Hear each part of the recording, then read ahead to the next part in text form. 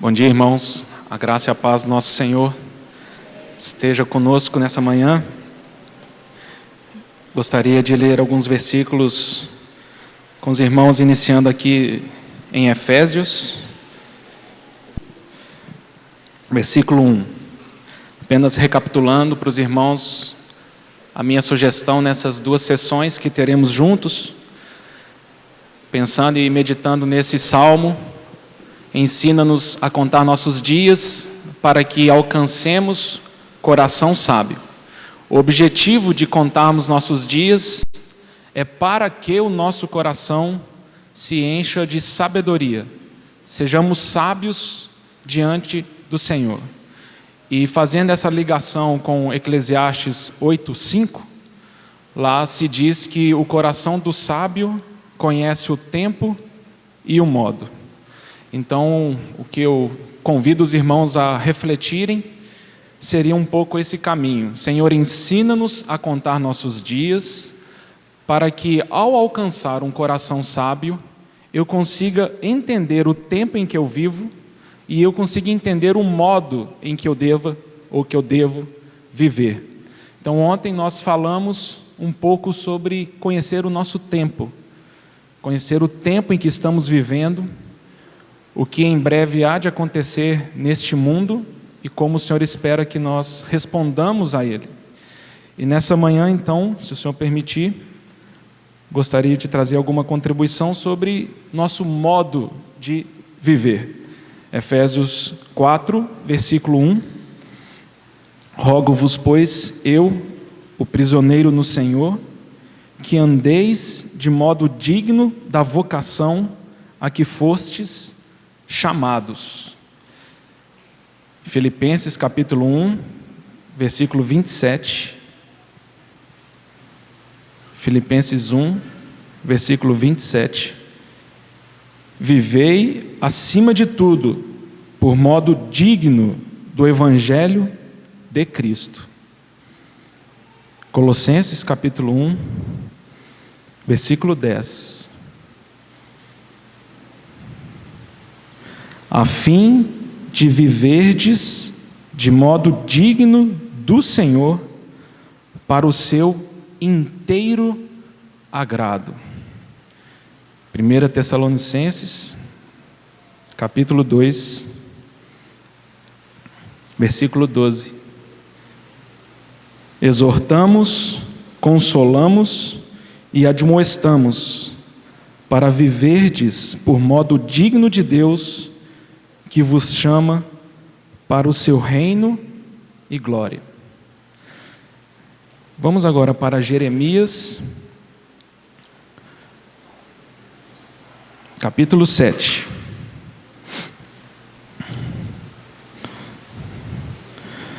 Como eu mencionei ontem, gostaria de usar como pano de fundo histórico aqui a situação em que Jeremias estava. E eu gostaria de, nessa manhã, falar de duas perspectivas aqui no livro de Jeremias com respeito ao nosso viver e o nosso procedimento.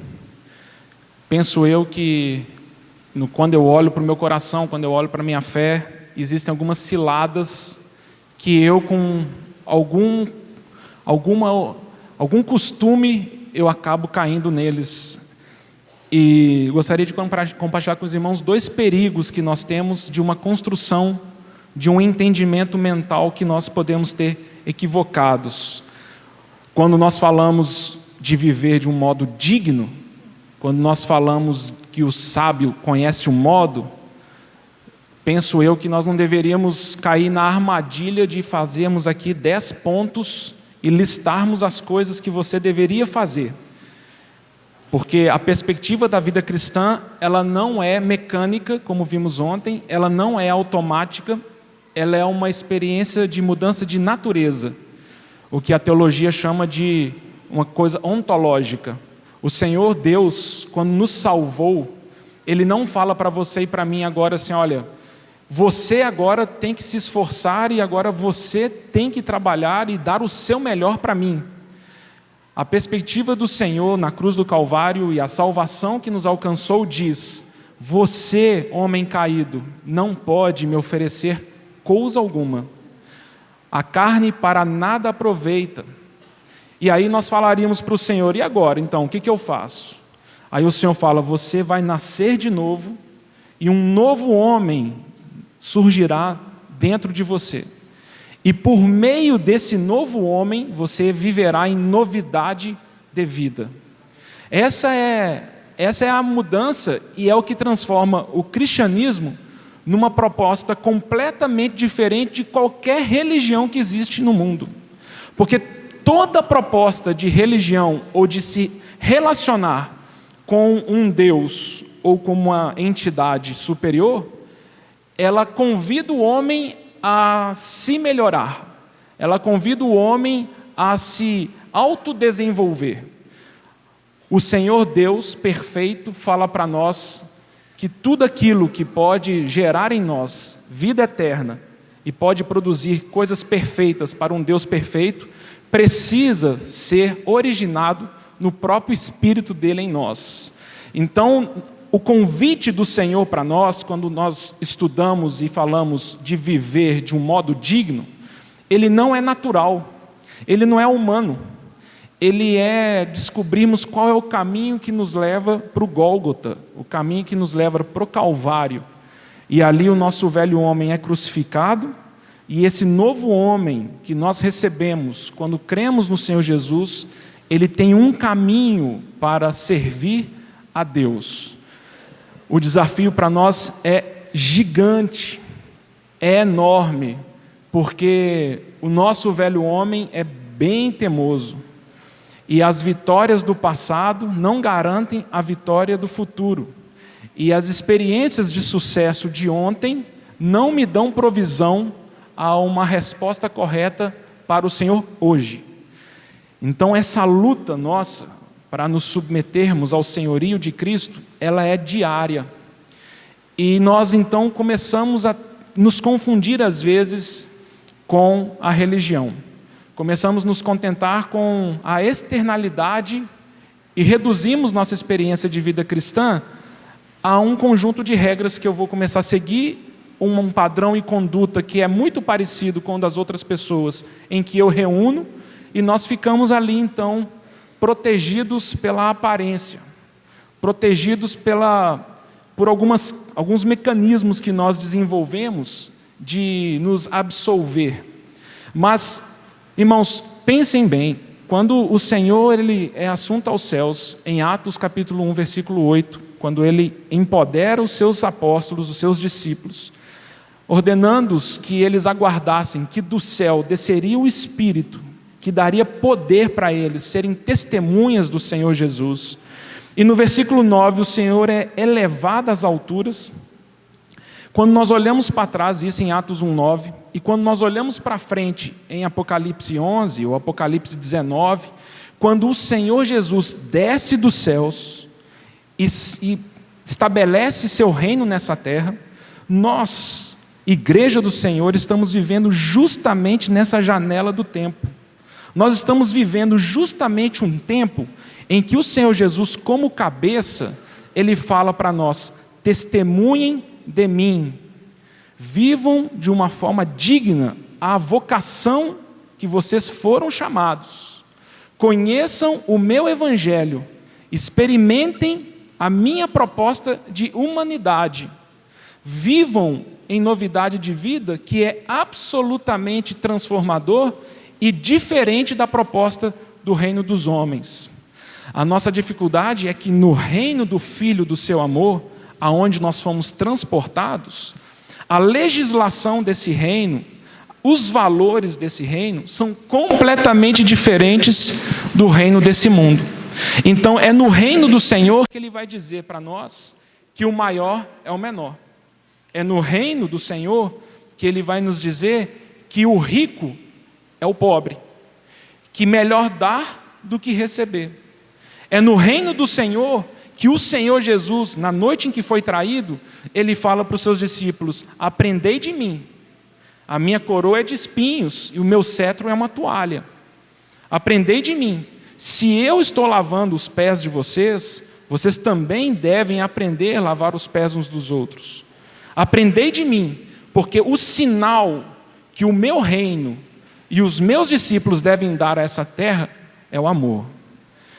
E essas coisas, elas são muito desafiadoras para nós, porque todas essas coisas, invariavelmente, em algum momento eles se chocam contra a nossa vontade caída, contra nossos interesses e desejos terrenos, de maneira que todos nós temos encruzilhadas emocionais e espirituais no nosso cotidiano, onde nós temos que escolher: seguiremos o reino do Senhor Jesus ou seguiremos o reino dos homens? Só que seguir o reino dos homens, muitas vezes para nós, não é como o filho pródigo, afastarmos da casa do pai e comermos comida de porco. Às vezes, a carne nossa trabalha de uma forma mais sutil, e nós ficamos na casa do pai, mas nós não gozamos de uma experiência real, verdadeira com o Senhor. E isso é um caminho confuso no nosso coração, porque nós podemos nos contentar com a aparência de piedade, podemos nos contentar com a religiosidade, e o Senhor pode estar falando para nós: eu preferiria que você fosse frio ou quente, a mornidão não me interessa, porque, como Brennan Manning sugere, ele fala: Deus não terá oportunidade, não terá autoridade nenhuma na sua vida se Ele não tiver autoridade absoluta. O Senhor Deus, até pela semântica da palavra, quando eu expresso que alguém é meu Deus ou Ele é o meu Senhor, Ele necessita ter a autoridade absoluta sobre a minha vida. Se o Senhor tiver 99% de autoridade na minha vida, mas 1% disso está na minha mão, eu já não o considero Deus. Eu o considero um conselheiro, eu considero Ele alguém que pode me ajudar em alguns momentos. Nós podemos reduzir a nossa experiência com o Senhor Deus a uma experiência onde Ele é uma entidade mais poderosa do que nós. Então, em alguns momentos da nossa vida, nós o acionamos, em alguns momentos nós clamamos por Ele, porque naquele momento eu percebo que eu não tenho poder. Então pode ser uma doença, pode ser um ladrão, pode ser alguém que aparece, aí a gente lembra do Senhor. Mas no nosso cotidiano, se as coisas estiverem razoavelmente bem, então nós deixamos Ele de lado e nós vivemos a nossa vida, e o Senhor, Ele, quando nós decidimos, Ele então se manifesta para nós. Então eu decido, eu escolho, eu relativizo as Escrituras, eu decido o que obedecer, eu decido o que falar, e dentro dessa janela, irmãos, nós temos a honra e o privilégio de testemunharmos na nossa época, na nossa geração, que Jesus Cristo é o Senhor. Então é uma frase do John Stott, que ele fala que isso é o mínimo irredutível do Evangelho. Jesus Cristo é o Senhor. Não se negocia isso. Nós que cremos no Senhor Jesus, nós declaramos que Ele se assenhorou da nossa vida. Ele é o nosso Senhor. Nós seguimos seus comandos. Ele é o Rabi perfeito. Ele é o mestre. Nós seguimos o que Ele ordena. Qual o perigo para nós? É falar: não, Senhor Jesus, isso aqui é comigo. Não, isso aqui quem decide sou eu. Eu sei o que o Senhor pensa acerca dessas coisas, mas isso aqui deixa eu maquiar, deixa eu resolver esses problemas do meu coração de uma outra forma.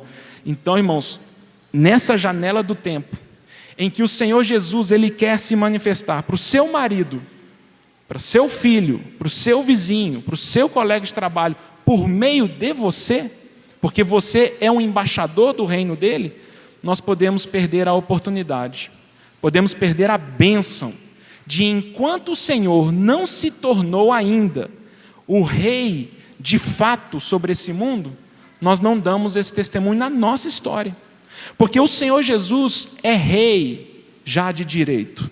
O Senhor, em Apocalipse 5, Ele já tomou o livro, Ele já recebeu toda a autoridade, Ele já abriu os selos, todo o universo se curvou diante do Cordeiro, Ele foi achado digno de abrir o livro e de reinar sobre essa terra. E nós que fomos chamados por Ele, temos o privilégio hoje, os nossos olhos espirituais foram abertos, e nós entendemos que Jesus Cristo é o Senhor. Nós entendemos que Ele é o governador, o Senhor, o Deus de todas as coisas. Porque por meio dEle e para Ele foram criadas todas as coisas. Só que ainda, nessa terra, nesse mundo que jaz no maligno, o Senhor Jesus não é o Rei de fato. Mas o Senhor quer se manifestar neste mundo hoje, por meio da sua igreja, aonde nós, como seus discípulos, podemos, pelo poder do Espírito Santo, anunciar: o reino de Deus chegou aos homens, eu sou embaixador de Cristo, eu pertenço a um outro reino, e eu venho, em nome desse reino, anunciar boas novas de salvação, em nome do meu rei, que é o meu rei de fato e de direito. Eu venho aqui proclamar libertação, eu venho aqui proclamar saúde, eu venho aqui proclamar vida.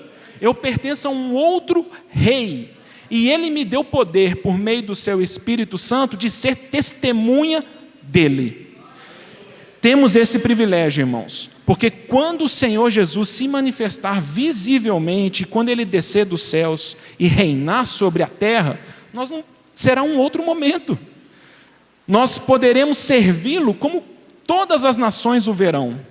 É nesse tempo agora que o Senhor Jesus, como cabeça da igreja, Ele fala: vá por esse mundo e me represente, testemunhe de mim, fale para as pessoas quem é o seu Senhor, viva não uma vida de aparência, não uma vida de religião, viva uma realidade de relacionamento comigo.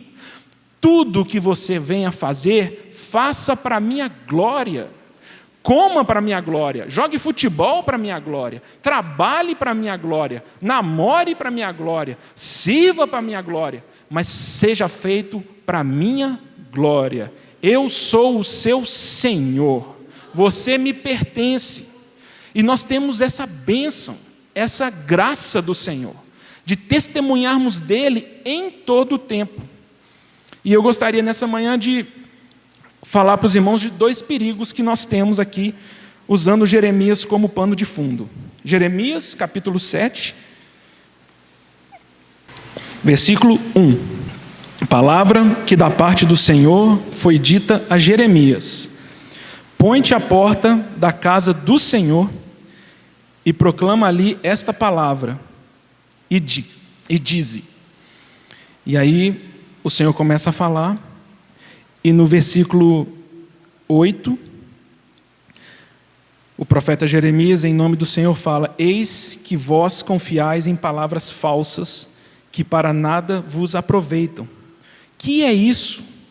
Furtais e matais, cometeis adultério e jurais falsamente, queimais incenso a Baal e andais após outros deuses que não conheceis, e depois vindes e vos pondes diante de mim nesta casa, que se chama pelo meu nome, e dizeis: estamos salvos, sim, só para continuardes a praticar estas abominações. Será essa casa, que se chama pelo meu nome, um covil de salteadores aos vossos olhos? Eis que eu mesmo vi isto, diz o Senhor. Senhor, nós queremos encomendar esse tempo, essas reflexões ao Senhor.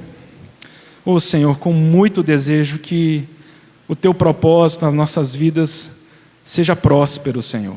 Que o Senhor encontre um caminho de prosperidade para os Teus interesses na nossa história, no nosso coração. Precisamos e desejamos compreender o que o Senhor tem a nos dizer nesses dias. Insistimos com o Senhor, que o Senhor nos ensine a contar nossos dias, Senhor. Que nós não venhamos desperdiçar a nossa vida, Senhor, com coisas vãs, com coisas fúteis. Que possamos devolver ao Senhor cada dia, cada minuto da nossa vida, Senhor. Que possamos glorificar e honrar o Teu nome de uma forma precisa, de uma forma correta, com valor eterno, Senhor, para dignificar o Senhor, para a vergonha do inferno, para a vergonha, Senhor, de todos os Teus inimigos. Que o Senhor possa encontrar corações que Te servem com sinceridade. Que possamos permitir que o Senhor Jesus seja o perfeito Senhor da nossa história em todas as coisas. Mas para isso, o Senhor precisa abrir nossos olhos. Para isso, o Senhor precisa tocar no nosso coração.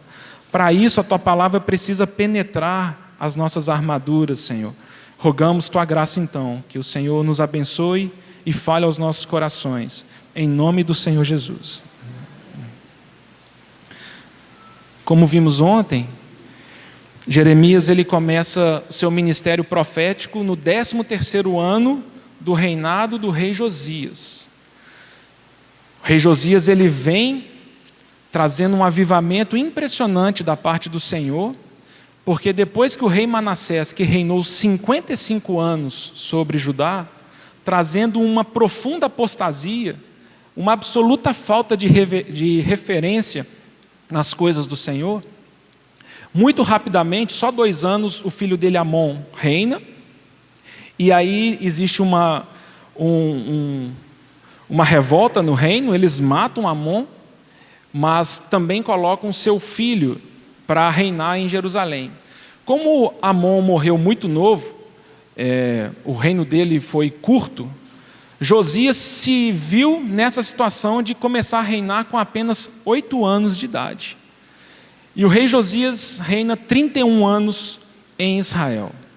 É tão bonita essa história e é tão impressionante essa expressão, porque Josias começa a reinar aos 8 anos de idade, e a palavra do Senhor fala que no 8º ano do seu reinado, ou seja, aos 16 anos, Josias decidiu servir ao Senhor.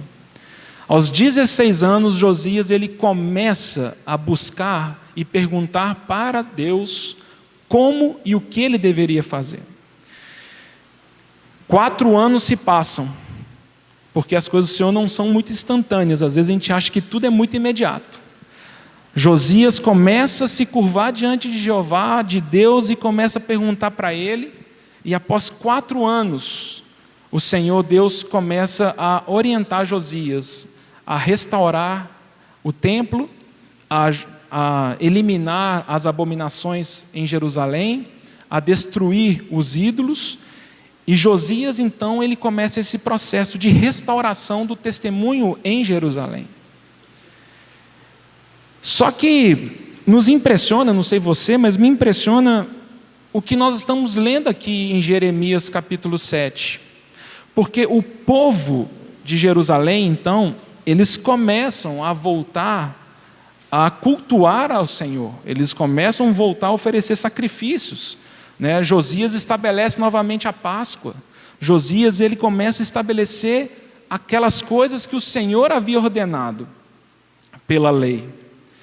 Só que aqui em Jeremias capítulo 7, nós temos uma afirmação do Senhor que é muito forte. O Senhor não fala para Jeremias assim: Jeremias, vai lá na casa da meretriz. Jeremias, vai lá em Samaria. Jeremias, vai lá na Síria ou na Babilônia. O Senhor fala para Jeremias: Jeremias, vai lá para a porta do templo. Profetiza a esse povo que está dentro da casa de Deus, que está oferecendo sacrifícios, que está querendo me entregar holocaustos. Vá lá e profetiza. E quando Jeremias começa a profetizar, e essa é a primeira coisa que eu queria colocar para os irmãos, que os irmãos considerem, é que o Senhor Deus, Ele não busca nossos serviços ou sacrifícios, Ele busca o nosso coração. Sacrifícios e serviços precisam ser consequência de um coração consagrado. O Senhor não está precisando arregimentar mão de obra para o reino dele. Ele não está preocupado com como ele vai usar a sua inteligência, os seus talentos, o seu dom, se o seu coração não for dele. O que o Senhor quer de mim e de você é um coração consagrado. E isso para nós não é muito fácil. Nós vemos esse exemplo claro ali em Mateus 7, no final do Sermão do Monte, não é? O Senhor Jesus dizendo: muitos naquele dia hão de dizer: Senhor, Senhor, eu fiz, expulsei demônios em teu nome, profetizei em teu nome, curei enfermos em teu nome.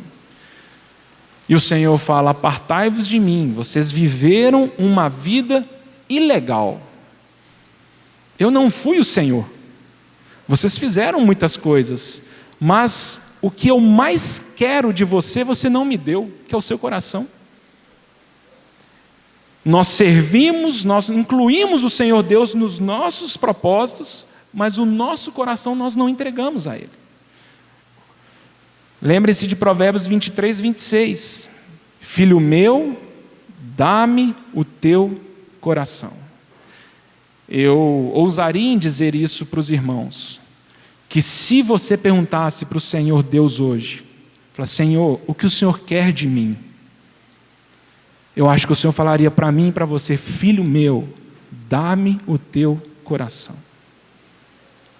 Se eu for seu Senhor, eu tenho poder para reordenar todas as coisas. Se eu for seu Senhor, você vai me servir com o espírito correto. Você vai me servir da maneira correta. Mas, filho meu, se o teu coração pertencer a outros, você será idólatra. Um outro Deus, um outro Senhor sentará no trono do seu coração. É aquilo que o Senhor também diz em Mateus 15. Lembra quando ele foi questionado sobre o que contamina o homem? E ele fala: o que contamina o homem não é o que entra, o que contamina o homem é o que sai, porque é do coração do homem que se origina o adultério, é do coração do homem que se origina os furtos, a cobiça, a avareza, as contendas, as guerras. É do meu coração. É do meu coração que se envenena, é o meu coração que se magoa, é o meu coração que se perde nos seus sentimentos. Faz uma bagunça, reorganiza a minha vida cristã, e meu coração se perde, e ele deixa de ser governado pelo Senhor. É por isso que também em Provérbios 4, ali versículo 23 em diante, o escritor fala: de tudo o que você deve guardar, guarda o teu coração. Irmão, antes de você querer guardar o seu filho, guarda o seu coração. Antes de você querer guardar sua filha, guarda o seu coração. Porque se o seu coração não estiver guardado em Jesus Cristo, a educação dos nossos filhos estará comprometida. Quando nós nos lançamos para o serviço, para o ministério, o Senhor fala: guarda o teu coração. E é interessante porque esses dois textos de Provérbios, eles têm uma conexão parecida com Mateus 6. Porque aqui em Provérbios 4 fala: de tudo que você deve guardar, guarda o teu coração, porque é do coração que vem as fontes da vida. E aí, continuando o texto, ele fala: e os teus olhos olhem direito. Interessante essa expressão, pelo menos na revista atualizada. Que os teus olhos olhem direito. Que quando você enxergar alguma situação, que você tenha a capacidade de enxergar direito o que está acontecendo ali. Isso para nós é um exercício espiritual. Se no meu cotidiano eu não conseguir desenvolver a capacidade de discernir os espíritos, de discernir o que não se vê com os olhos naturais, nós não vamos olhar direito. Nós seremos parecidos com o profeta Samuel, quando ele foi ungir e procurar o ungido do Senhor lá na casa de Jessé. Aí chega Eliabe, Davi estava lá no campo. Chega Eliabe, bonitão, grandão, fortão. Samuel fala: com certeza estou diante do futuro rei de Israel. E o Senhor fala: Samuel, eu não sou igual aos homens. Eu não olho a aparência, eu olho o coração. Nós somos muito acostumados, irmãos, porque o mundo é assim. Somos muito acostumados a medir uns aos outros por performance. Somos muito acostumados a trabalhar meritocracia. Olhamos os dons e colocamos e nivelamos as pessoas pelo que elas fazem. como elas fazem, como elas se comportam. Os bonitões espirituais nós colocamos de lado e falamos, com certeza estamos diante de um grande homem de Deus. Mas se o coração de Saul ou de Absalão, os irmãos, nós já falamos isso outras vezes, Davi, coitado, era um moço ruivo de boa aparência, né? Ele era bonitinho, né? Era bonito, mas ele não podia competir com a beleza nem de Saul, nem de Absalão. Absalão e Saul, os dois, a Bíblia fala que eram homens grandes, fortes, altos, que sobressaíam sobre os todos do ombro para cima. Absalão com uma cabeleira lá, cortava o cabelo uma vez por ano, né? Bonitão. Davi teve que lidar com essas duas pessoas, em que o povo e as pessoas olham a aparência e falam, essa pessoa prega bonito, essa pessoa é inteligente, essa pessoa visita, essa pessoa... E a gente reduz as coisas à performance. E o Senhor fala, não faça isso, porque eu não sou como homem, eu não olho a aparência, eu olho o coração. Não faça isso. E próprio Paulo vai dizer isso, né? Não julgue nada nem ninguém antes do tempo. Você não tem essa capacidade. Quem julga é o Senhor. Porque tem vezes que eu faço a coisa certa com o espírito errado. E tem pessoas, e tem vezes que nós fazemos a coisa errada com o espírito certo. E nós não conseguimos discernir isso. Quem faz isso é o Senhor. Mas essa dificuldade que temos, como Samuel teve, de tentar avaliar as coisas e as pessoas pela aparência, ela nos confundirá e nos levará a buscarmos a aparência mais do que a realidade. Porque depois de uma semana terrível que eu passei, vivendo uma vida terrena, mundana, afastada do Senhor, eu vou lá entre os irmãos, eu compartilho alguma coisa, eu peço um cântico, eu toco o teclado, os irmãos até me elogiam, falam que eu fui uma bênção, e eu acredito então, eu começo a me conformar, e eu começo a acreditar então que as coisas não estão tão ruins para mim. Porque, afinal de contas, as pessoas batem palmas, as pessoas me abraçam, as pessoas não estão percebendo. Mas o Senhor, Ele olha para mim e fala, filho meu, dá-me o teu coração. Não estou preocupado com o seu serviço. Não estou preocupado com os holocaustos que você pode me oferecer. E é essa expressão dura que Jeremias fala para as pessoas que estão no templo aqui em Jeremias capítulo 7. Jeremias fala em nome do Senhor para as pessoas, vocês acham que Deus não está vendo a vida de vocês? O que vocês estão fazendo? Vocês vêm no templo, oferecem sacrifícios, vocês acham que é o templo que vai proteger vocês? Vocês acham que a casa de Deus é o que santifica a vida de vocês? E aí tem essa expressão, não transforme a casa de Deus num esconderijo de ladrões, um covil de salteadores. Pessoas que vão, roubam, praticam as coisas erradas e depois correm para o seu esconderijo, julgando que ali dentro estarão protegidos. O que acontece às vezes com a nossa mente é que às vezes nós temos essa capacidade e essa contradição no nosso coração. Cantamos nessa manhã que o Senhor governa sobre o universo. Nós levantamos as mãos, nós nos emocionamos com isso. Nós cantamos que toda língua deve confessar que Jesus Cristo é o Senhor. Para amanhã, quando se inicia a nossa semana, nós nos lançamos a uma vida desconectada do senhorio de Cristo. Temos a coragem de sair para trabalhar sem levantar nossa voz em oração ao Senhor. Nós esquecemos que Ele precisa nos proteger. Nós esquecemos que precisamos nos consagrar. Passamos a semana lutando para ganhar dinheiro e trabalhando 12 horas por dia, 14 horas por dia, para no domingo que vem eu levantar a mão e falar: Jesus Cristo é o Senhor. E o Senhor falar: mas você tem deixado eu falar o seu coração?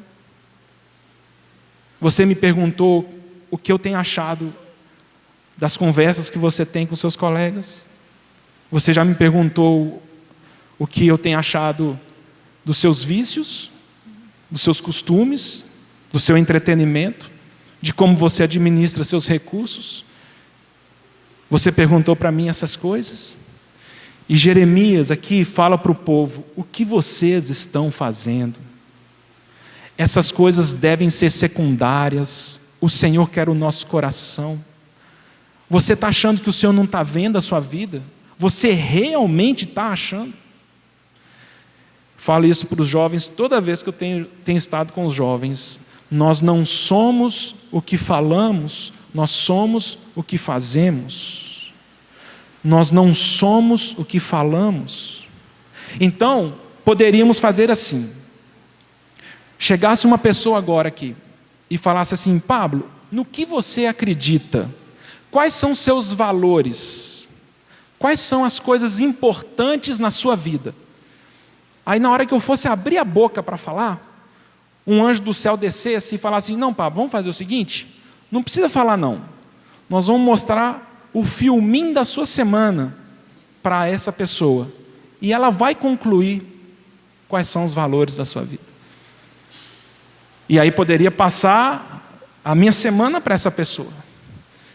E poderia ser que essa pessoa, ao ver o que eu faço, ela poderia falar assim: existe uma pessoa muito importante na vida dessa pessoa. Existe um tal de Jesus Cristo que essa pessoa invoca toda hora. Que tudo ele põe nas mãos dele.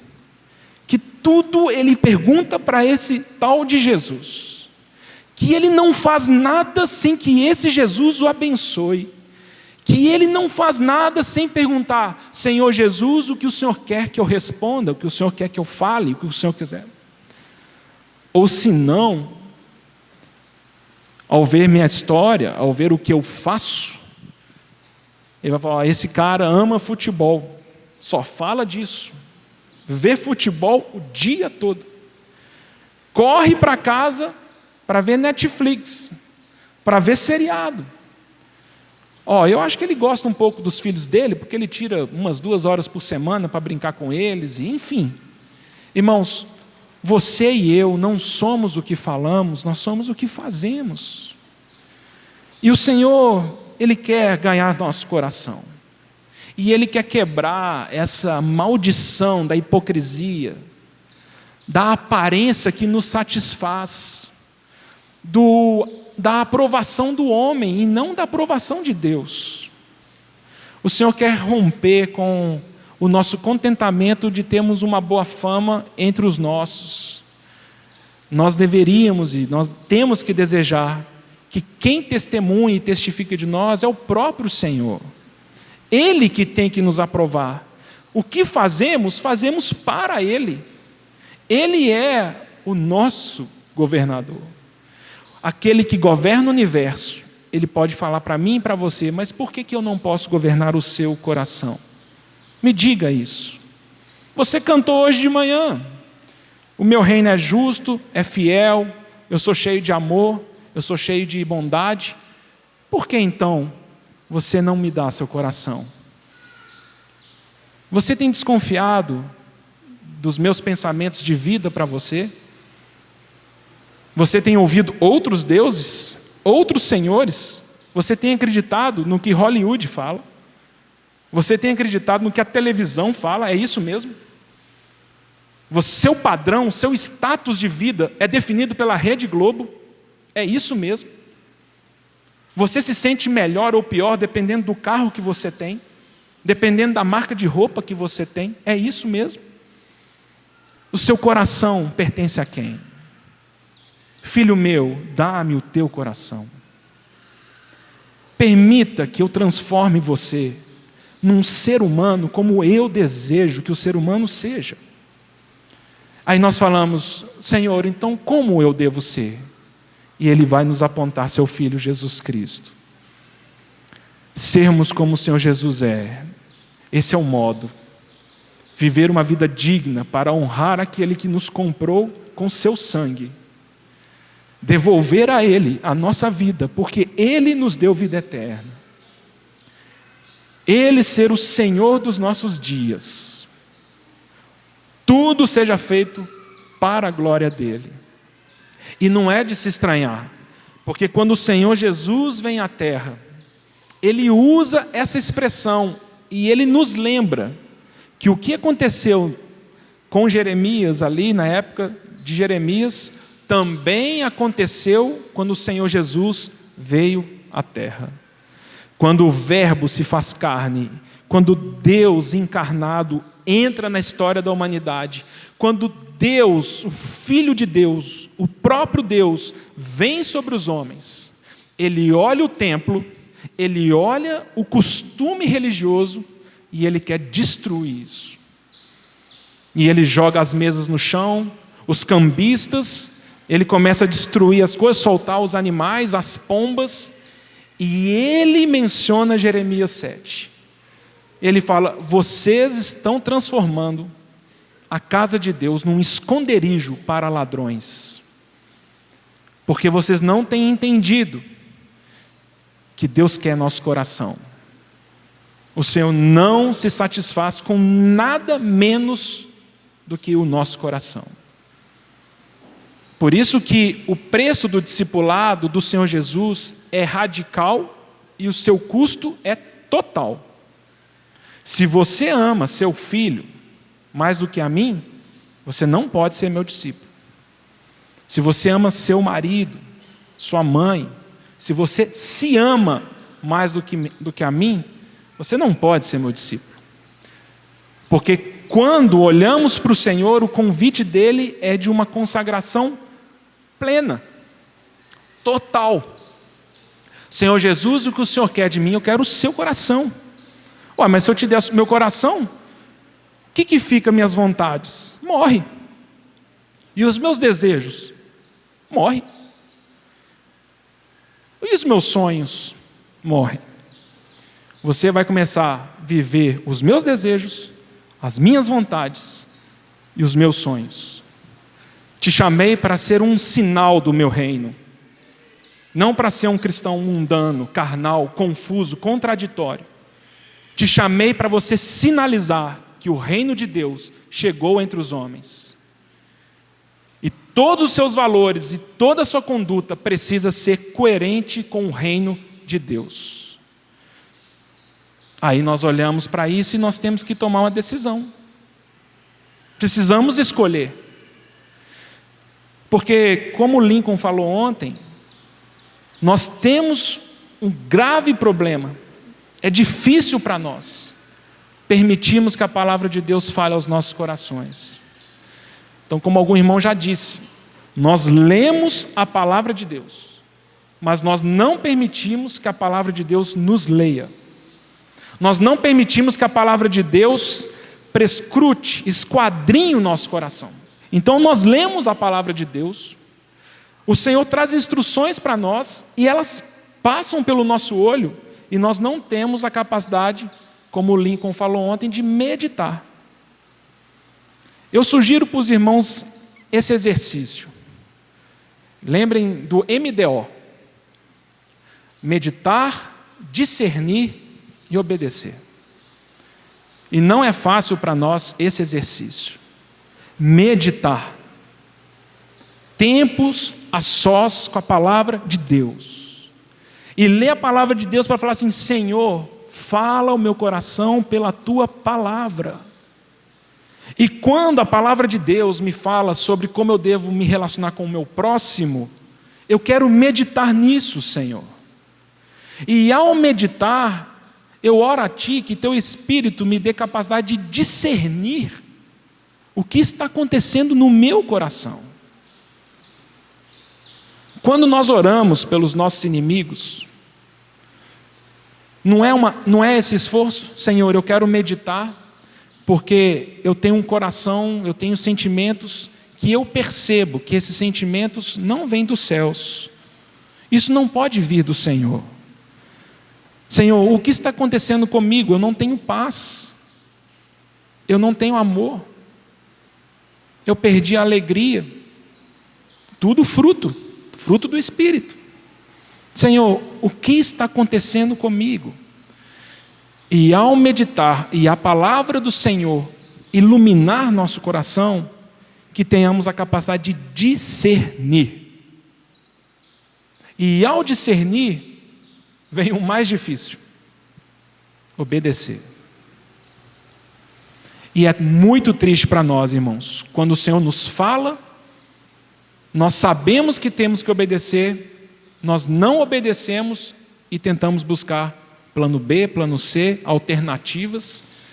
Mas no domingo eu vou na casa do Senhor, vou levantar minha mão, vou oferecer a Ele sacrifícios. Leia o capítulo 1 de Isaías.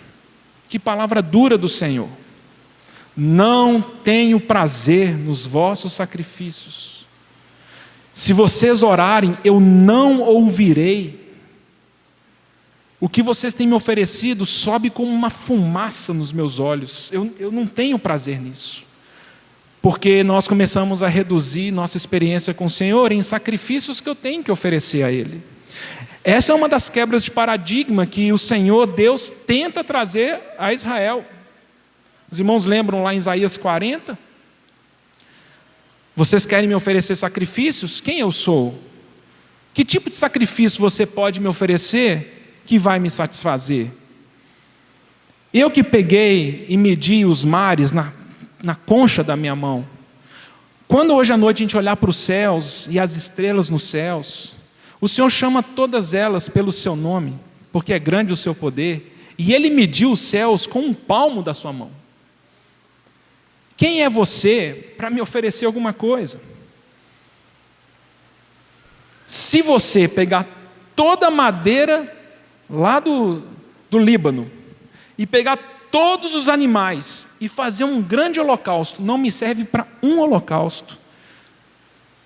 Porque as nações para mim são como um pingo d'água que cai do balde. Quem é você para me oferecer holocaustos? Nós vamos tentar adentrar na presença do Senhor no suor, no sacrifício. Nós entramos na presença do Senhor pelo sangue de Jesus Cristo. Só por isso. E sempre, no dia ruim, no dia mau. No dia que você fez tudo certo, no dia que você fez tudo errado. Nós só entramos na presença do Todo-Poderoso pelo novo e vivo caminho feito por Jesus Cristo. Nunca nós teremos acesso ao Pai pelas nossas obras humanas. Nunca seremos merecedores de coisa alguma. Tudo por meio do Filho. E o Senhor Deus fala: não tente me oferecer nada antes que o seu coração seja meu. Não tem interesse em religião, não tem interesse nessas coisas. Aí os irmãos lembram o que acontece com Josias, e a gente pode fazer esse paralelo com Josias e Jeoaquim, porque Josias então, nesse processo de purificação de Jerusalém, das abominações e do templo, eles encontram, nas restaurações do templo, eles encontram a lei de Moisés. Josias, ele estava até aquele momento com o coração correto, mas ainda não tinha chegado nas mãos dele a lei. Olha só, irmãos, que época em que Jerusalém vivia. E Ilquias entrega para Josias a lei. E fala: rei, nós encontramos a lei de Deus. E eles começam a ler a lei de Deus para Josias. Enquanto Josias estava lendo a lei de Deus, ouvindo a lei, ele se prostra, ele rasga suas vestes, ele clama pela misericórdia do Senhor, porque ele fala: o que nós temos feito?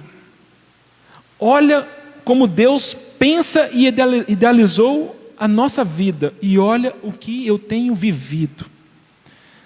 Josias apregoa arrependimento para o povo, ele clama pelo Senhor, e o Senhor depois levanta uma profetisa para falar para o rei.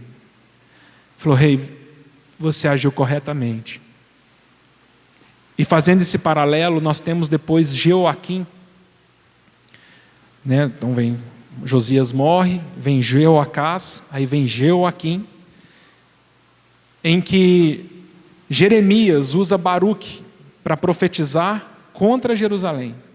Depois os irmãos leiam Jeremias 36.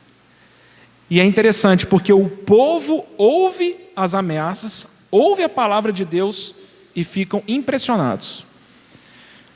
Eles procuram os príncipes e falam para eles a respeito da palavra de Deus. Os príncipes também ficam impressionados e eles falam: nós precisamos falar isso ao rei. Eles já conheciam Jeoaquim, mandaram Baruque se esconder. Falaram: por via das dúvidas, quando nós vamos falar com o rei, você dá a linha. Jeremias já estava preso mesmo. Baruque foi e se escondeu. A palavra do Senhor fala que os príncipes vêm com todo o cuidado e falam para o rei: nós precisamos e queremos que o Senhor escute o que nós temos para ler para o Senhor. O rei fala: então pode ler para mim. As escrituras dizem que eles estavam ainda na 3ª ou 4ª página. O rei se levanta, toma o livro, picota ele todo e joga no fogo. E na continuação do texto, o Senhor fala isso por meio do profeta: porque você não se humilhou, porque você não rasgou suas vestes, porque você não deixou que a palavra de Deus lesse o seu coração, o seu destino é a confusão. Não é à toa que ele é levado para a Babilônia e morre ali. E é interessante, porque o Senhor fala para Jeremias: Jeremias, todo esse trabalho que você teve com Baruque, você pode escrever de novo. Chama Baruque, o escrivão, você vai escrever tudo o que você já escreveu e você vai ainda acrescentar outras coisas, porque a palavra do Senhor não muda, permanece eternamente. A palavra do Senhor deveria ser o autoritativo nos nossos corações. Nós deveríamos ler as Escrituras e isso deveria definir quem somos. Mas é muito triste para nós. E olha como nós vamos nos perdendo, porque o Senhor fala: não pague mal com mal, pague mal com bem, mas nós pagamos mal com mal. E o Senhor fala para você e para mim: perdoa, e você fala: essa pessoa eu não perdoo.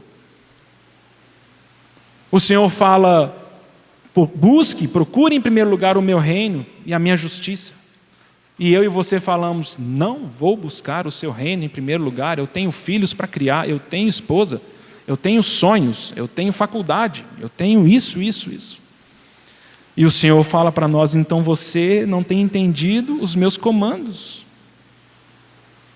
Quando você lê a minha palavra, você não rasga seu coração. E eu fico fazendo esse exercício, irmãos. Se o Senhor Jesus pudesse, nessa alegoria, se Ele pudesse entrar no meu coração agora, Ele derrubaria as mesas, Ele derrubaria tudo que eu tenho feito, ou Ele falaria: servo bom e fiel, porque você tem me dado seu coração. Enquanto o meu coração não for do Senhor, o Senhor não consegue ser meu pleno Senhor.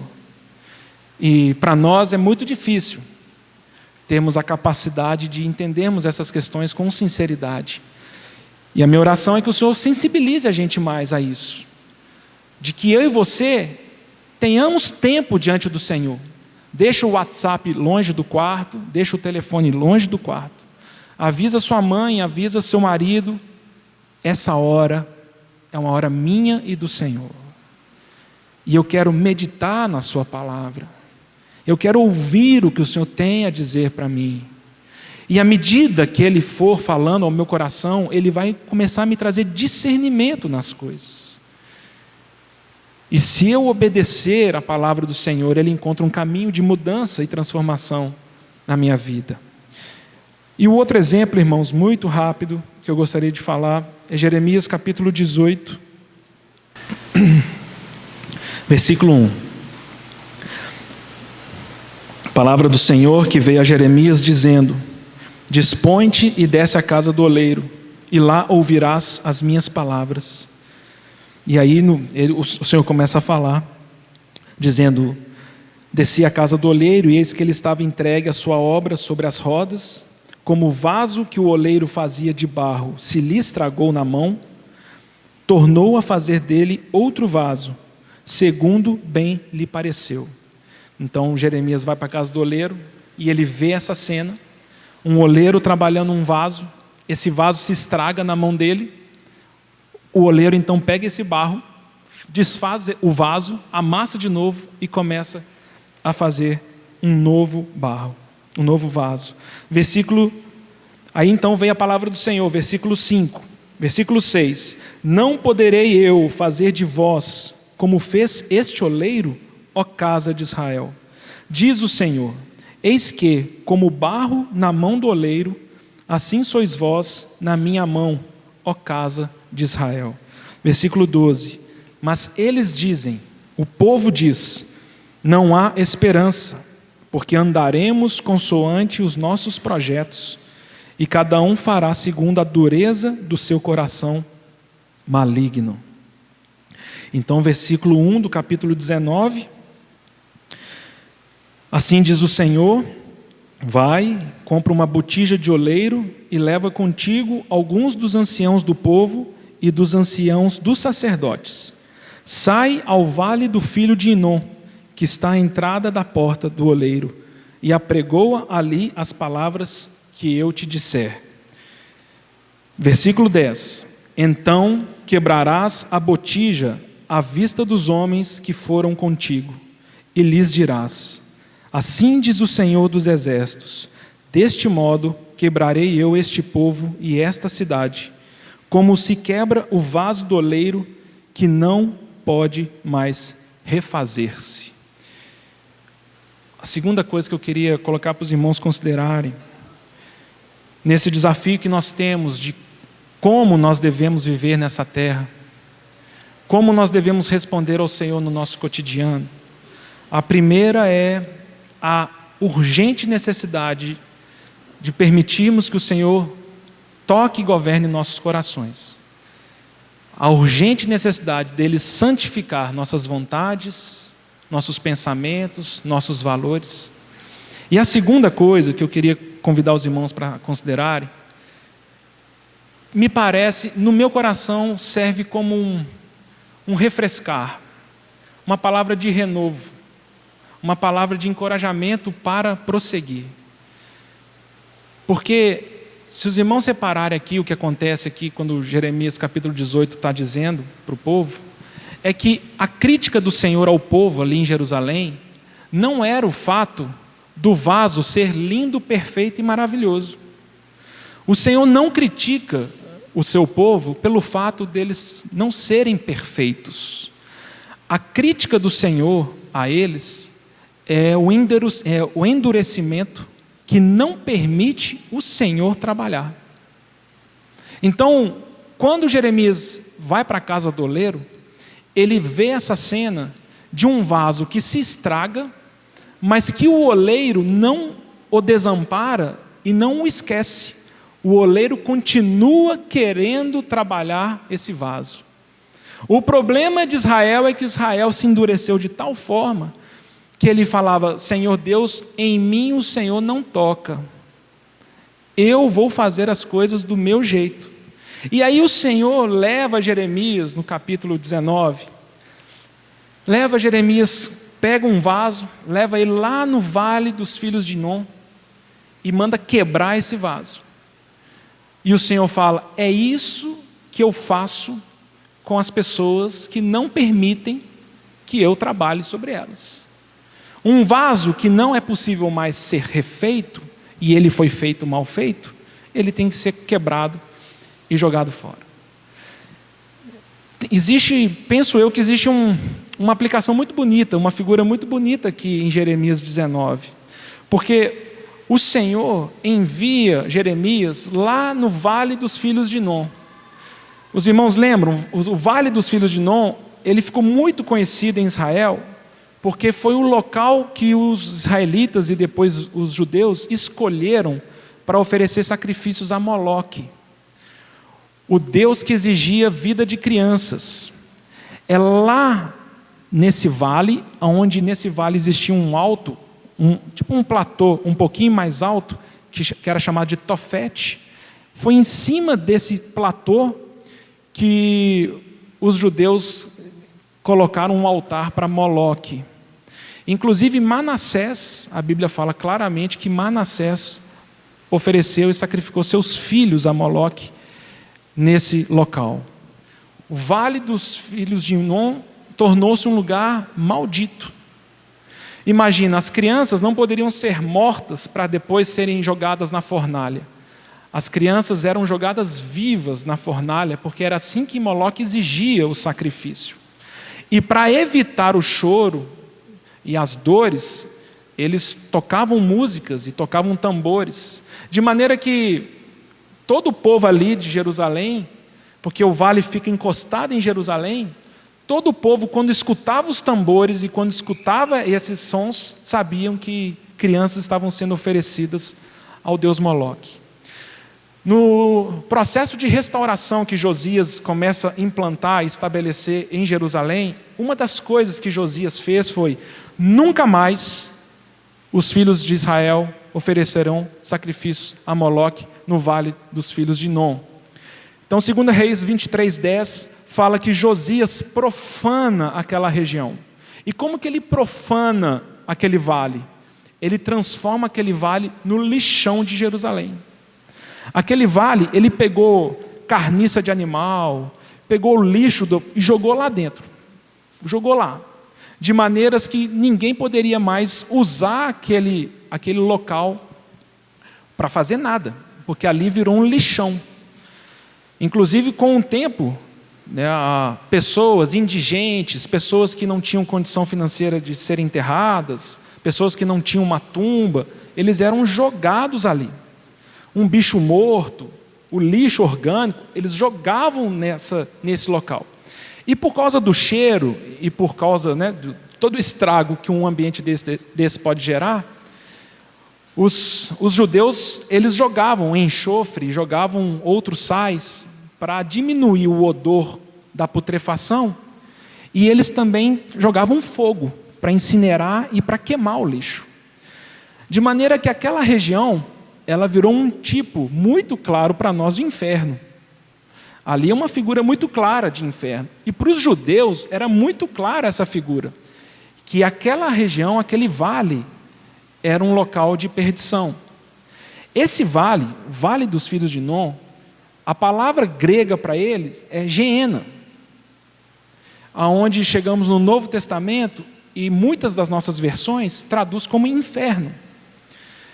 Mas ali, quando o Senhor Jesus, principalmente no Sermão do Monte, vai falar sobre esse Geena, quando ele fala isso para os seus ouvintes, eu não penso que os seus ouvintes pensaram no inferno e na condenação eterna. O Senhor falando disso, eles sabiam exatamente que o Senhor estava dizendo de um local em Jerusalém que era um lixão, que era um desperdício. É claro que esse local tipifica o inferno, porque em última instância, o lago de fogo, ele é uma vida que foi completamente desperdiçada. Mas o que é interessante que o Senhor está dizendo para os seus ouvintes no Sermão do Monte é: se tua mão te faz tropeçar, corta, lança lá fora, porque é melhor você entrar no reino sem a mão ou sem o pé, é melhor você entrar manco do que você ser jogado no lixão, você ser jogado no Geena. O judeu tinha muito claro isso, porque quem era jogado ali eram as pessoas desperdiçadas, era o lixo, era aquilo que não se aproveitava, aquilo que não fazia mais sentido ter, aquilo que ninguém mais queria. Penso eu, irmãos, que o que o Senhor está mostrando aqui, através de Jeremias 19, e o que Ele quer falar para mim e para você é: se você não permitir que eu trabalhe a sua vida, se você, como o barro, não se sujeitar às mãos do oleiro, você terá uma vida desperdiçada. A sua vida é uma vida que cai no lixo, é uma vida jogada fora. Se o Senhor não nos ensinar a contar nossos dias, se nós não nos consagrarmos ao Senhor, nossa vida não terá valor para o reino dEle.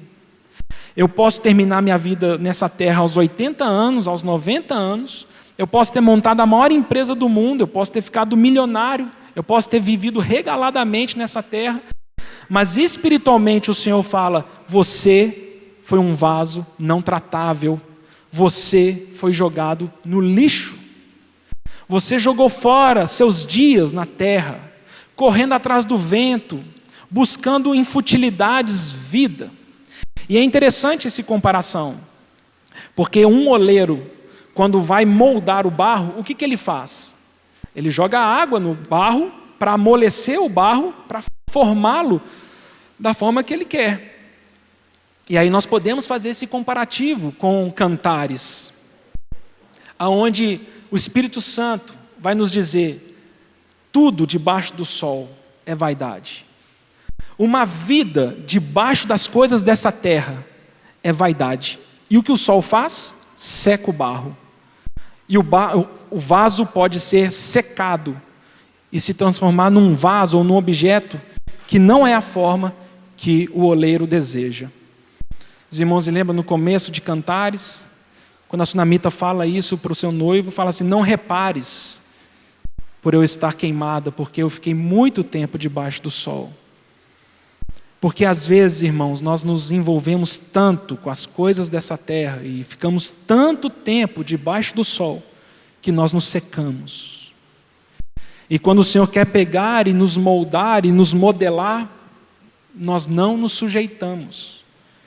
Então vejam bem, irmãos, a crítica que o Senhor faz ao seu povo aqui em Jeremias, não é porque você e eu não somos um vaso perfeito. Nós não deveríamos cair nessa cilada. Essa cilada é uma cilada legalista, que oprime a gente.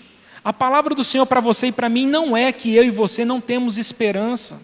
A palavra do Senhor para mim e para você não é que o Senhor não tem pensamentos de transformação. A palavra do Senhor para mim e para você é: vem, permita que eu te molde, permita que eu te transforme. Ok, você está um vaso bem bagunçado, eu vou desfazer essas coisas e eu farei um vaso como eu desejo. Esse é o chamado do Senhor para nós e essa é a esperança nossa. Senhor, eu tenho sido obstinado, eu tenho sido endurecido, mas vem com a tua água, amolece-me novamente. Eu quero ser um barro disponível nas tuas mãos. Eu quero que o meu coração seja um coração ensinável, Senhor. Como a gente brinca, né? Síndrome de Gabriela. Lembra? Eu nasci assim, eu morri assim, vou crescer assim. Essa é uma das maiores desgraças que qualquer um de nós pode dizer. Um marido que fala para sua esposa: você casou comigo assim? Você sabia que eu era assim? Eu vou ser assim? É uma desgraça falarmos isso. Porque o Senhor quer nos mudar, irmãos. O Senhor não quer que sejamos como somos. O Senhor quer que sejamos vasos de misericórdia, vasos de honra, vasos úteis para o seu possuidor. O Senhor quer nos formatar no formato do Senhor Jesus. Olhar para trás na nossa vida e falar: ó, eu tenho sido o mesmo há anos, pode ser um sinal de um vaso endurecido. Que o Senhor fala: o que eu faço com você então? Você se tornou um vaso endurecido. Seu destino é o desperdício de vida. Seu destino é o lixo. Mas se falarmos: Senhor, eis-me aqui, muda a minha vida, Senhor. Faz o vaso do jeito que o Senhor quiser. Se o Senhor quiser fazer um vaso pequeno, grande, de boca larga, de boca estreita, faz o que o Senhor quiser.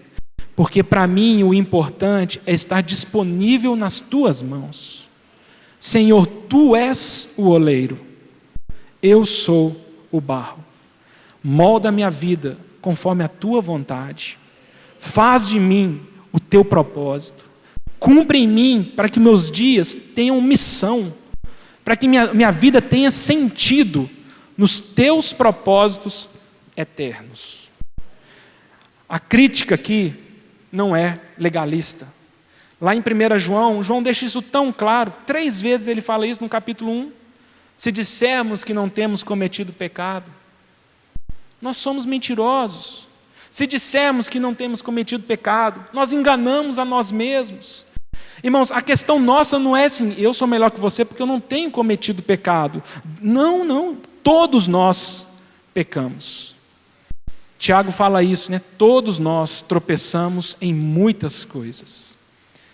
E quando o Senhor joga a luz, você fala, nossa, Senhor, eu não sabia que eu desagradava o Senhor tanto dessa forma. E o Senhor vai mudando a gente, e Ele vai modelando a gente. E a gente fala, nossa, Senhor, eu não sabia que essa palavra o Senhor gostaria de cortar da minha boca. Nossa, Senhor, eu não sabia que esse sentimento entristecia tanto o Senhor. Nossa, Senhor, eu não sabia que esse costume era uma afronta ao Senhor. E o Senhor, então, Ele vai nos transformando de glória em glória, e Ele vai mudando o vaso, mas nós, ainda não chegou o dia que um de nós pode levantar a mão e falar assim, eu já sou um vaso perfeito, que o Senhor não precisa mexer e tocar, porque o Senhor já completou a obra nele em mim, eu vou ficar aqui agora esperando o Senhor voltar. Nenhum de nós. Todos nós tropeçamos em muitas coisas, e o Senhor deseja nos transformar. E é muito triste, irmãos, quando eu olho para trás, e eu tento fazer algum exame sincero na minha vida, e eu vou percebendo que faz muito tempo que a palavra de Deus não muda a minha vida. Tem muito tempo que a palavra de Deus não transforma, não traz uma revelação que me dá um novo salto de fé, que me faz mudar meus costumes. E eu preciso estar aos pés do Senhor, porque a palavra dele é viva, porque tem vida na sua palavra, porque Ele deseja me mudar, porque Ele deseja me fazer um marido melhor, deseja que eu seja um pai melhor, um irmão melhor, mas para isso eu preciso me consagrar a Ele. Eu preciso falar, faça-se comigo o que o Senhor desejar. Tu és o oleiro. Se o Senhor quiser fazer um vaso aqui esquisito e botar ali no canto, assim seja, Senhor. E aquela parábola do bambu que nós conhecemos. Conta-se a história da fábula do bambu, de um senhor de um campo, de uma terra, que ele tinha um bambuzal lindo, e aquele bambuzal, ele todo dia conversava com seus bambus, e os bambus amavam o seu senhor. Ele ajudava, jogava água, regava, colocava adubo, e os seus bambus falavam, como o nosso Senhor nos ama, como Ele se importa conosco. Até um dia que esse Senhor, Ele chega para os seus bambus e fala, eu preciso de que um de vocês saia daí, seja entregue nas minhas mãos, porque eu tenho uma obra para fazer ali. Eu tenho um rio que eu preciso canalizar água e levar para casa. Algum de vocês quer? E aí a fábula conta que um dos bambus fala, eu estou aqui, Senhor. Eu sou o barro, o Senhor é o oleiro. Eu sou o bambu, o Senhor é meu Senhor. Faça-se comigo a tua vontade. O Senhor arranca aquele bambu daquela terra, o tira do meio dos outros bambus, tira todas as suas folhas, esvazia ele dele mesmo, para que ele vire um tubo, para que ele vire um cano. Coloca ele sozinho lá perto do rio. Mas aí a fábula termina dizendo que o Senhor, então, Ele marca aquele bambu como propriedade dele e como alguma coisa que é útil para o seu propósito. E aí o Senhor um dia pergunta para aquele bambu, você se arrepende? Te tirei de lá, tirei sua folhagem, tirei sua aparência, te esvaziei de você mesmo. E o bambu fala, não, Senhor, o que me agrada é saber que faço a tua vontade. Que o Senhor cresça e que eu diminua. Que o Senhor faça de mim o que o Senhor desejar.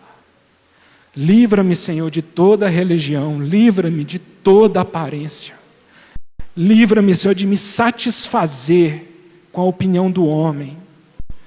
Senhor, meu coração precisa ser teu, e eu preciso me submeter aos teus comandos.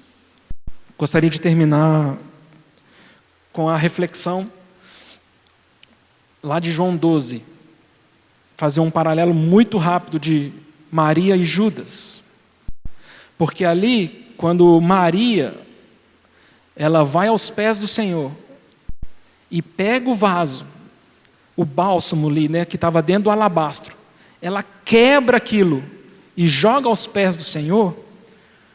A palavra do Senhor diz que Judas olha aquilo e fala: que desperdício, que desperdício. Esse alabastro, esse perfume, poderia ser vendido, poderia ter sido dado aos pobres. E João continua a história dizendo que era Judas que levava a bolsa da coleta. Judas era o tesoureiro do ministério do nosso Senhor.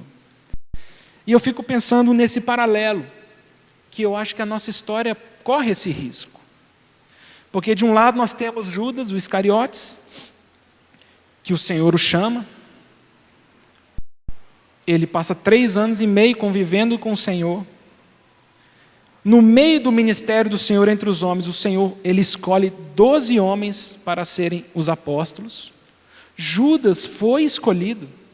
O Senhor o convida para um relacionamento ainda mais íntimo e mais próximo com ele.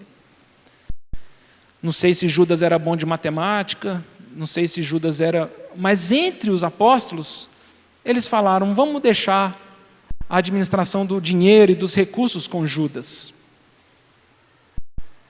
E é justamente nesse processo que ele se corrompe. Porque quando Lucas 22, versículo 3 ali vai falar que o diabo entrou em Judas, a Bíblia não fala que quando o diabo entrou em Judas, nasceram chifres, rabo e ele começou a cheirar enxofre. A Bíblia não fala isso. E em João 13, quando o Senhor fala que um dentre vós irá me trair, ninguém sabia. Ninguém falou: Judas, claro que é Judas. Olha o cheirinho de enxofre dele. Olha como ele se perdeu. Quando o diabo entra no coração de Judas, Judas procura os sacerdotes e vende Jesus Cristo. Outra coisa teve mais valor para Judas que o Senhor Jesus. E essa é a obra que o diabo intenta fazer nos nossos corações.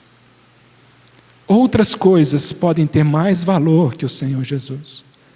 Às vezes o meu nome, a minha honra, o meu ministério, minha família, meus filhos, Mas quando Lucas fala assim, o diabo entrou no coração de Judas e ele procurou os sacerdotes e negociou a traição. E quando o nosso coração encontra em outras pessoas ou situações mais valor que o Senhor Jesus, nós o negamos. E nós nos perdemos. E nós somos uma contradição em nós mesmos, naquilo que proclamamos e naquilo que cantamos. E Judas, por se corromper, ele vê uma pessoa que se consagra ao Senhor e fala assim: é desperdício. Jamais eu faria isso. E por outro lado, como contraposição, nós temos Maria, que ao quebrar aquilo que provavelmente era o mais precioso que ela tinha aos pés do Senhor, o Senhor fala: para sempre o seu nome será lembrado por causa disso. Porque, irmãos, qualquer coisa que a gente ofereça para qualquer pessoa, como se fosse a coisa mais importante nossa, é desperdício. Tudo que nós oferecemos aos pés do Senhor Jesus é adoração. Tudo que você tiver e quebra aos pés do Senhor é um reconhecimento que Ele é o seu Senhor, que não há nada mais importante do que Ele. Maria, ao quebrar aquele vaso, ela está proclamando e testemunhando: é irreversível. Não tem jeito agora de pegar Super Bonder e colar o vaso de novo. Eu estou fazendo uma ação de consagração que não tem volta. Eu me quebro, Senhor, está aqui aos teus pés, tudo é teu, Senhor. Seja engrandecido, seja adorado pela minha vida. E é tão bonita essa expressão, porque João vai dizer assim: e em toda a casa se encheu do perfume. Porque quando nós nos entregamos ao Senhor, o Senhor encontra um caminho para liberar o seu cheiro, o seu perfume na nossa vida. Porque o perfume de Cristo só será percebido se nós nos consagrarmos a Ele. Se nós não nos consagrarmos a Ele, o que nós entregamos aos outros é religião. O que nós entregamos aos outros é mandamentos, é condutas, é procedimento. Apenas a consagração inegociável permite que o cheiro invada. A casa sente um cheiro, e esse é o perfume de Cristo. Somos vasos do Senhor. O Senhor quer que nós vivamos uma vida digna nessa terra, para que eu e você sejamos sinaleiros do reino de Deus. Nós perdoamos porque Ele nos perdoou primeiro. Nós abençoamos porque Ele nos abençoa. Nós podemos falar para um homem, uma pessoa desesperada, desiludida, cheia de rancor, cheia de mágoa, nós podemos falar em nome do Senhor Jesus. Nós falamos para você: há bálsamo para a sua vida, há cura para a sua vida. Eu também já passei por essas coisas, eu também tenho que lidar com esses problemas, mas todas as vezes que eu me rendo aos pés do Senhor, o Senhor encontra um caminho para liberar seu Espírito dentro de mim. E nós podemos, como comunidade da graça, como irmãos em Cristo, como casa de Deus, como corpo de Cristo, podemos nos abençoar mutuamente, encorajar uns aos outros a prosseguir na prática das boas obras.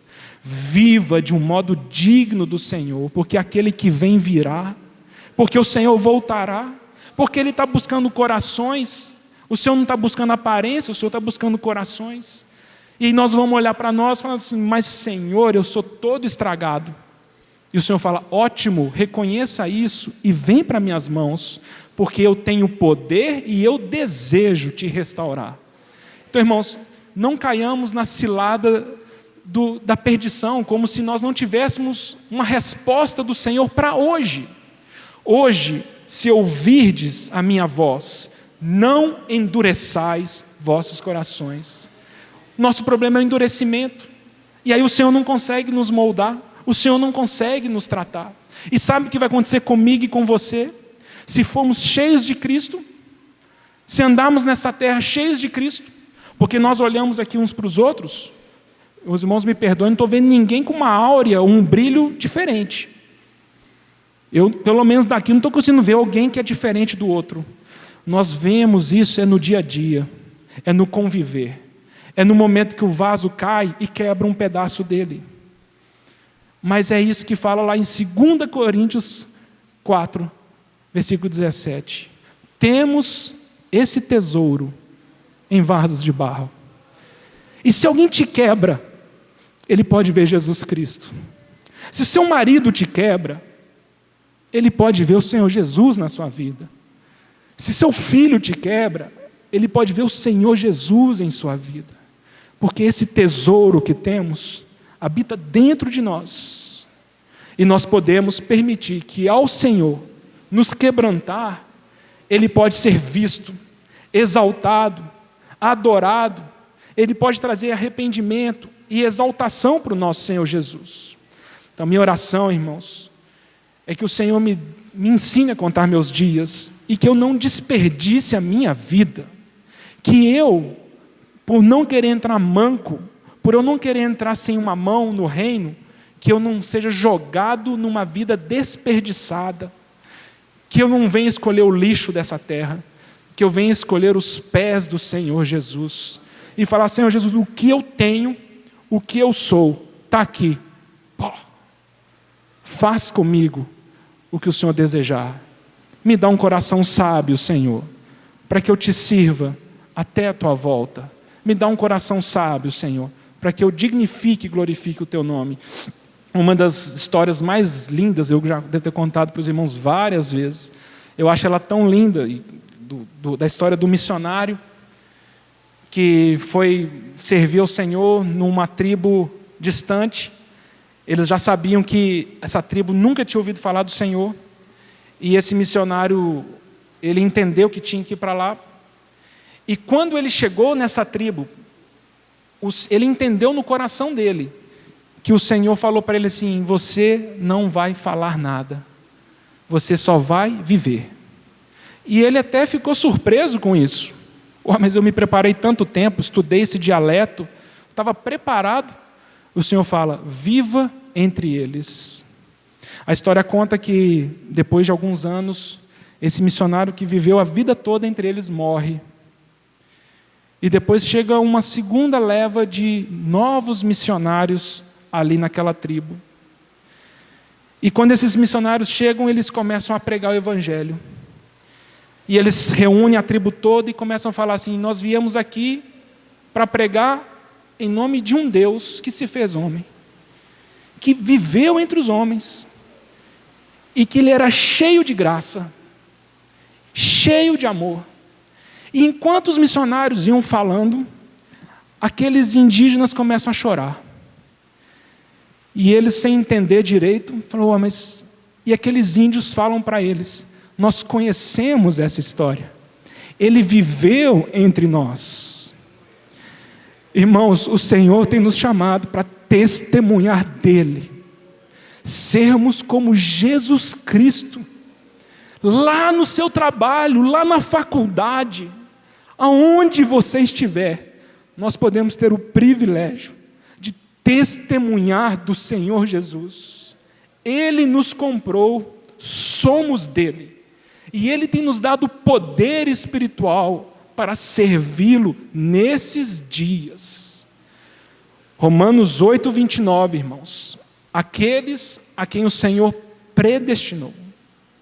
Fomos predestinados. Qual que é o seu destino, qual que é o meu? Sermos semelhantes a Jesus Cristo. Esse é o nosso destino por toda a eternidade. Seres humanos plenos, em que Deus terá todo o seu prazer. Mas isso é uma obra espiritual que o Senhor deseja fazer nos nossos corações. Ensinar a contar nossos dias significa entender que os dias em que vivemos são urgentes. Não é hora de olharmos para as coisas efêmeras dessa vida.